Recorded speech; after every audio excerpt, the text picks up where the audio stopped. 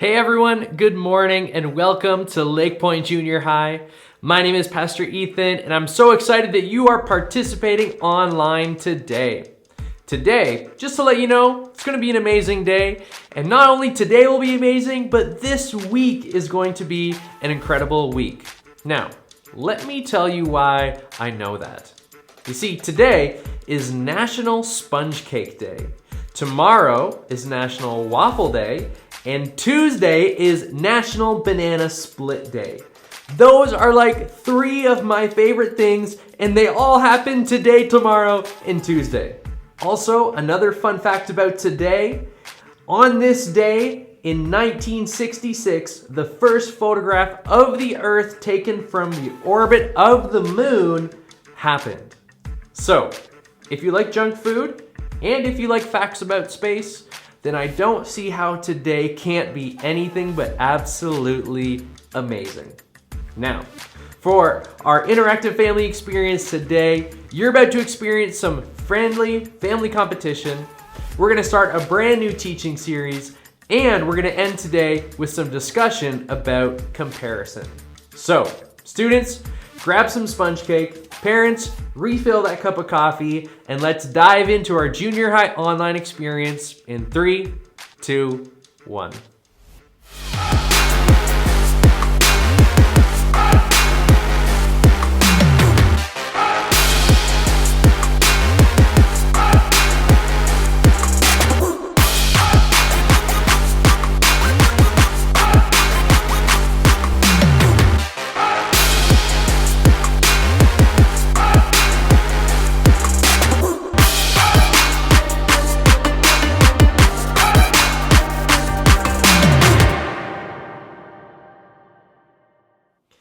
Today, we're starting a brand new series titled This or That. This is a series that's focused on something that everyone watching today will face or may have already faced. I'm talking about comparison. It's that tendency that we all have to measure something about our lives against something in someone else's life, where we measure the this in us to the that in them. And whether we realize it or not, we deal with comparison all of the time. For example, we buy a brand new pair of shoes for the upcoming school year and we think they're the best shoes ever until we see someone else with a better pair of shoes. You think your grades were amazing last year until your best friend got a better grade. You think that you had the most amazing, the most incredible vacation you've ever had. And then you hear about someone's vacation that tops yours just a little bit. You see, comparison affects more of our lives than we likely realize. But here's the thing. Comparison, it doesn't really take us anywhere. Because as soon as we reach the thing that we want, we then set our eyes on the thing that we want more. There's always something else to compare what we have to, and it never ends up being enough. But as we're going to discover in this series, there's a way to avoid all the different frustrations, all the different disappointments and insecurities that come from comparison. We're going to learn over the next 3 weeks that the this and the that we've always had is enough. Now, there's something that I can never get quite enough of, and that is our weekly competition time.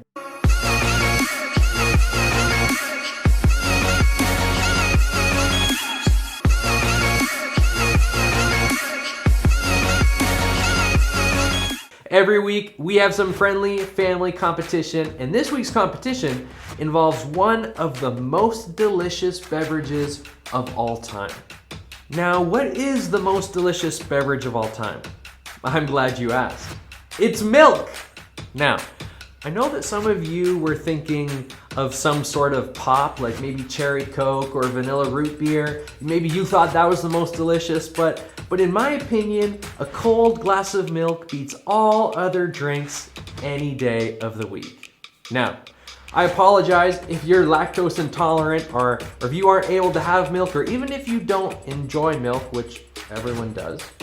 But for this challenge today, you can use a milk substitute, or if for some strange reason you don't even have milk in the fridge today, you can use something else. So for today's challenge, you're gonna pour yourself 12 ounces or 355 milliliters of cold milk. Then you're gonna have a parent open up a timer on their phone, and we're gonna see how fast you can drink 12 ounces of cold milk.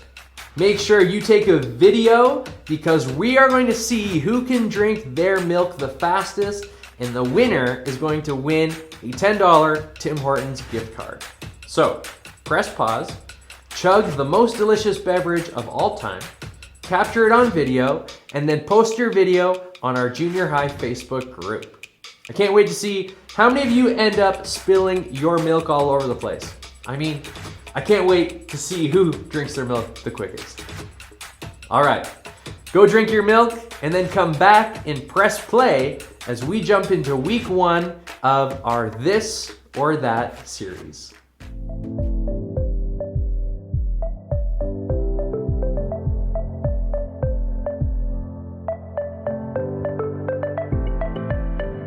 This is take number 677. 1045. Now, you think that this is just a table. It's not. It is an old wooden box. And I'll give you 2 guesses to what's inside. What is it? Is it video games? Is it candy?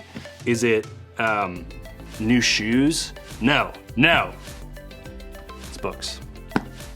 See, I know you would be wondering this the whole time, so now, congrats. We did it, we've accomplished this. Now for what we're actually here to talk about.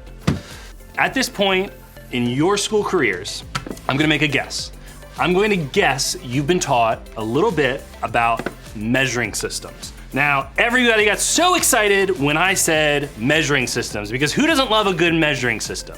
Do you know what I mean? I'll explain. In Europe, there is a different standard measuring system called the metric system. You following? You know what I mean? The metric system. So there, people use things like grams, meters, and liters to measure distance, weight, and more. In the United States, we measure distance or height with inches, feet, miles, and we have to use things like tablespoons and teaspoons and ounces or other measurements. Now, are you following me? What I'm saying is there's 2 different systems and you have to use a lot of math to convert. It's like, how many kilometers are in a mile? Well, why couldn't we all just measure in miles or kilometers? Like, why do we have both? Why can't we just have one? It makes me have to do a lot of math. Anyway, while we have different measuring systems for like how much flour we put in a cake or how far it is to somebody's house, there's one standard of measurement that all people use whether they realize it or not, and that's called comparison. You've heard that word before, right? Comparison is just when we measure something about ourselves against something about someone else.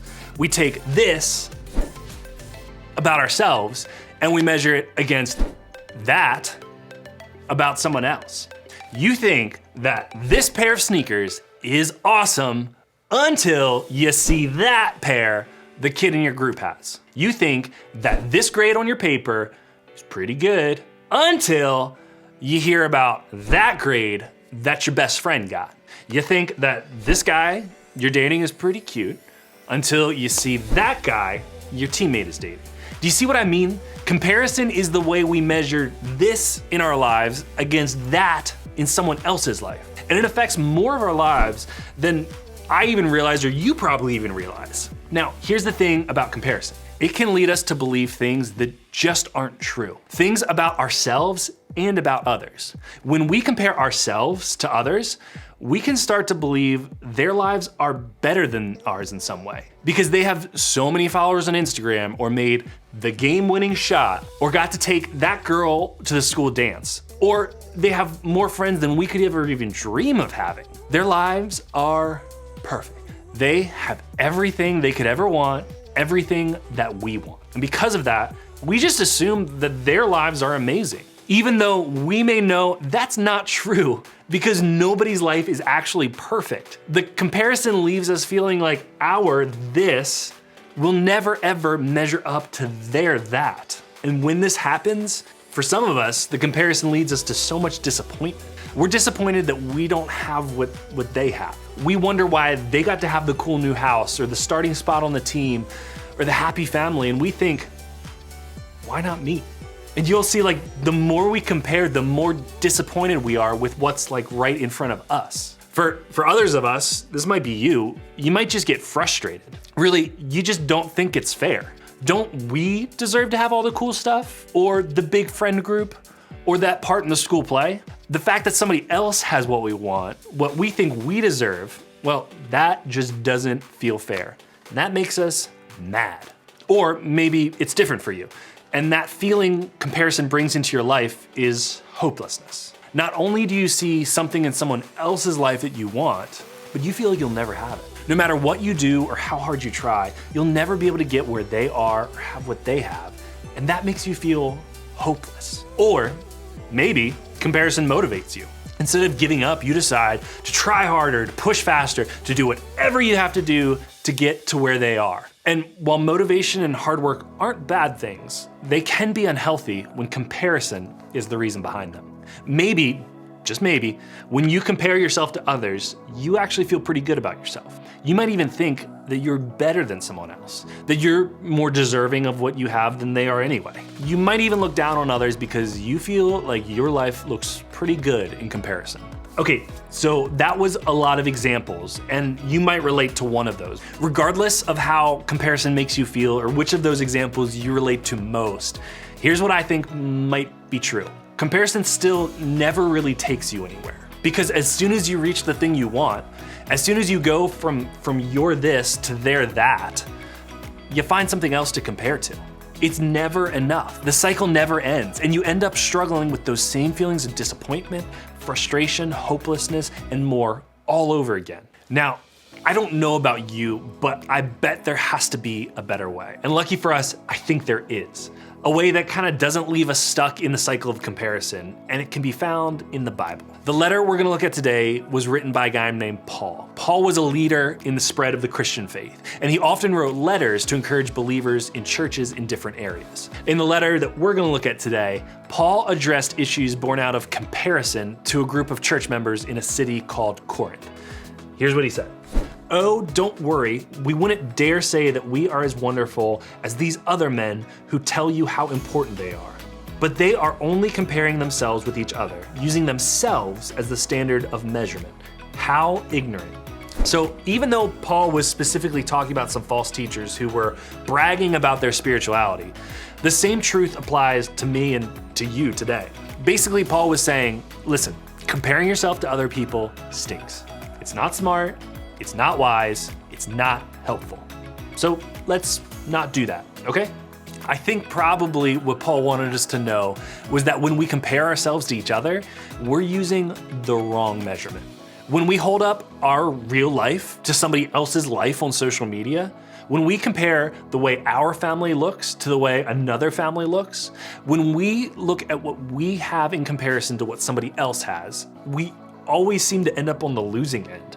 And that's because we're looking in the wrong place. And I know this is true not only because of the way comparison makes us feel, but because of something else Paul said in this very same letter. Let me show you.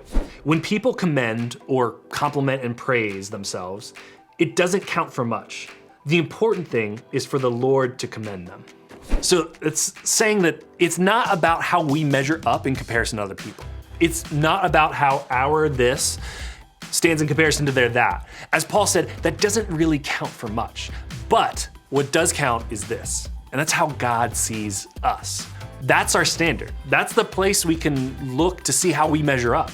And the good news is this, God doesn't compare you to others. How do I know that?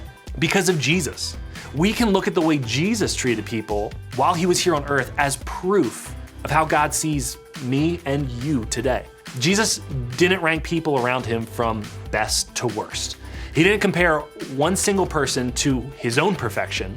Instead, he turned the whole system upside down, basing the way he sees all people on one thing, only one thing, God's love. God isn't using the people around you as some sort of measuring stick to determine your worth or your value. Instead, he is simply looking at you through his eyes. He's seeing your life through his love. And that's a place you will always measure up. So since this is true, since God doesn't compare you to others, then what can we do to stop comparing ourselves? There's one more truth I want to share with you that I think could help. It's some wisdom from a book called Proverbs that will give me and you an idea of where to start. Guard your heart above all else, for it determines the course of your life. Comparison starts in our hearts. It starts because something in us feels unhappy with this in our lives compared to that in somebody else's. So if we want to avoid that feeling, we have to stop it where it starts, and that's our hearts. As this proverb says, we have to guard our hearts. So here are a few ideas I have for how you can guard your heart. First, pay attention to your feelings. Notice the way your mood or your outlook changes when you start to compare yourself to somebody else. Do you feel disappointed, frustrated, angry, anxious? Those feelings might actually be clues that you're headed down a path of comparison.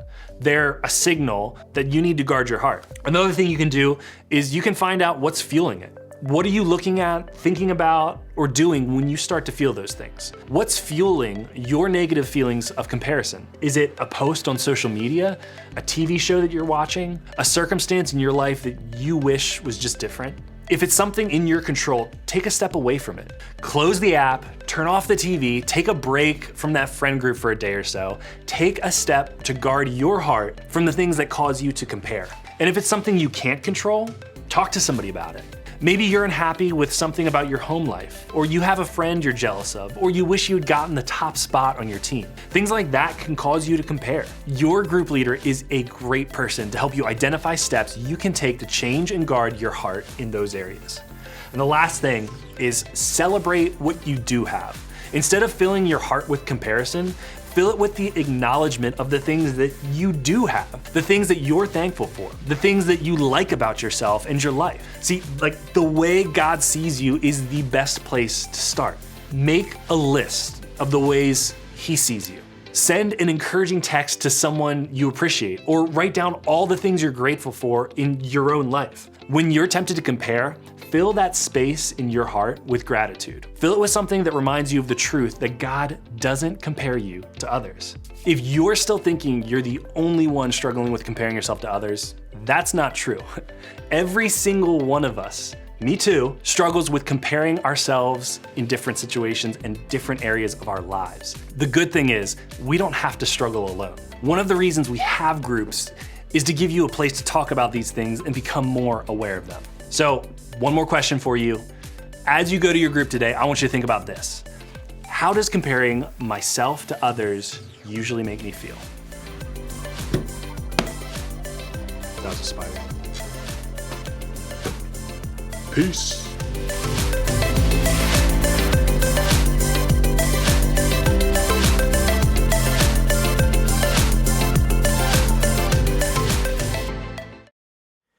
God doesn't compare us to others. I love that so much. It's such a powerful reminder.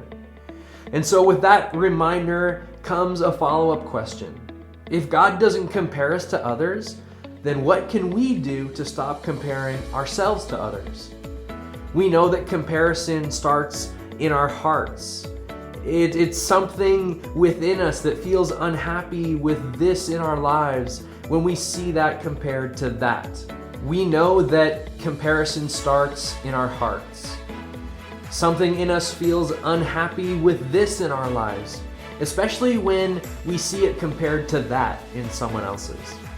And that can lead to feelings of disappointment, worthlessness, anxiety, frustration. And so if we want to avoid that feeling, we have to stop it where it starts, which, as we said, is in our hearts. So we have to guard our hearts. And how do we do that? Well, as we learned today in our video, number one, we can pay attention to our feelings. I want you to notice your mood or your outlook. I want you to notice when it changes when you compare yourself to someone else. It's a signal that you need to guard your heart. Number two, find out what's feeding those feelings. Is it a social media post? Is it something your friend bought? Is it something that's unfair? Is it a YouTube video? Identify what it is that's causing you to compare yourself and identify how it makes you feel. The third thing we can do is to just celebrate what you do have. Instead of filling your heart with what you don't have, remind yourself of what you do have. Remember, God doesn't compare you to others. Now, if I can be honest with you, comparison is something that everyone deals with, even adults. In fact, about 2 or 3 weeks ago, I was scrolling through Instagram and I started to notice how unhappy I was after just spending a few minutes on social media. I began to realize that I was comparing my life with the life of those who I was seeing on social media. And I started to feel unhappy and frustrated because my life didn't seem as amazing as their lives were. And so I recognized that I needed to guard my heart with social media. And so I went through all the people I follow on Instagram and I actually unfollowed anyone who I found myself negatively comparing myself to. And this is something I actually do every few months because it really helps me remember that my worth is tied to God and not what I see in other people. And so today, as you head into our discussion time, I want you to think about this question. How does comparing yourself to others usually make you feel?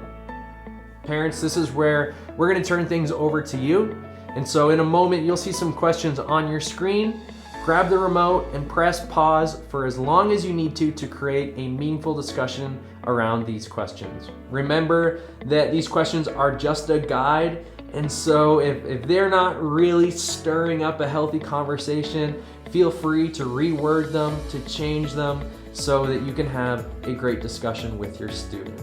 After the discussion time, jump back to this video and press play as I give some closing thoughts.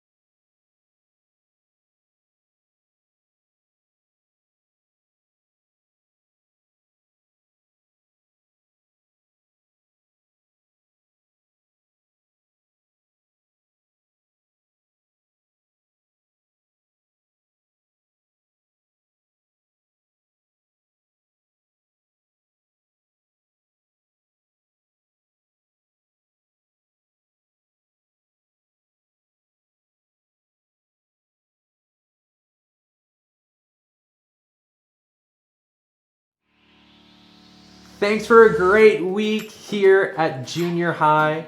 Remember to post your competition video on our LakePoint Junior High Facebook group for a chance to win a $10 gift card. If you aren't on Facebook, no worries. Just email me your video to ethan@lakepoint.church and I'll make sure you get added into this week's competition.